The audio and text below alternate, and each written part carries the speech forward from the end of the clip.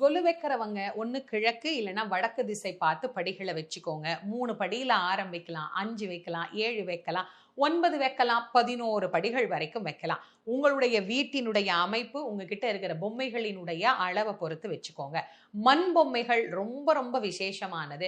எப்போதுமே நம்முடைய முன்னோர்கள் இந்த மண்ணால் செய்த பாண்டங்களுக்கு நிறையவே முக்கியத்துவம் கொடுத்தாங்க.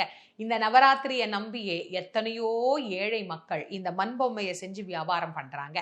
அதனால நவராத்திரிக்கு மண் பொம்மைகளை வாங்கி அழகா இந்த படியில அடுக்கி உங்களுடைய கொலுவை நீங்க ஆரம்பிக்கலாம். ஏற்கனவே நாங்க நிறைய பொம்மை வச்சிருக்கிறோங்க, வருஷந்தோறும் வைக்கிறோம் அப்படின்னா கூட புதிதாக ஒரு பொம்மையாவது ஒவ்வொரு வருஷமும் நாம வாங்கி வைக்கணும் அப்படிங்கிற ஒரு வழக்கம் இருக்கு.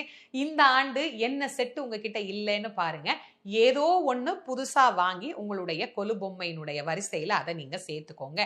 கொலு எங்களால வைக்க முடியும் அப்படிங்கிறவங்க இந்த மாதிரி ஆரம்பிங்க.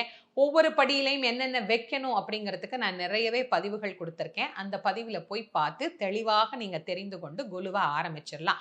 இந்த மாதிரி படி வச்சு கொலு பொம்மை வச்சு நீங்க பண்ண போறீங்க அப்படின்னா, காலையில பூஜை பண்ணணும், மாலையில பூஜை பண்ணணும், வீட்டுக்கு வரக்கூடியவங்களுக்கு தாம்பூலம் கொடுக்கணும். இதெல்லாம் ஞாபகம் வச்சுக்கோங்க.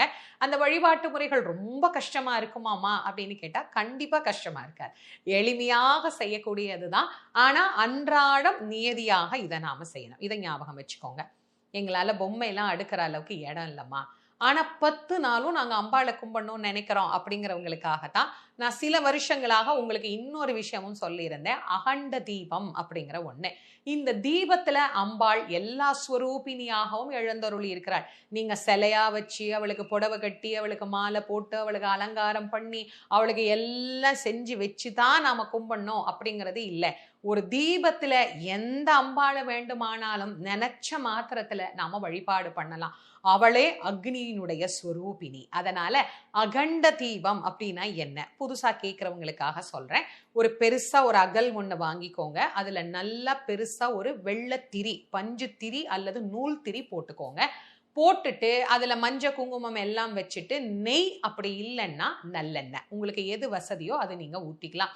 இந்த எண்ணெய் அதுல நிறைய விட்டு காலையில நீங்க ஏத்தி வச்சீங்க அப்படின்னா இரவு படுக்கும் போது திரும்ப ஒரு முறை எண்ணெய் ஊத்திட்டு போய் படுத்துக்கிற மாதிரி பாத்துக்கோங்க.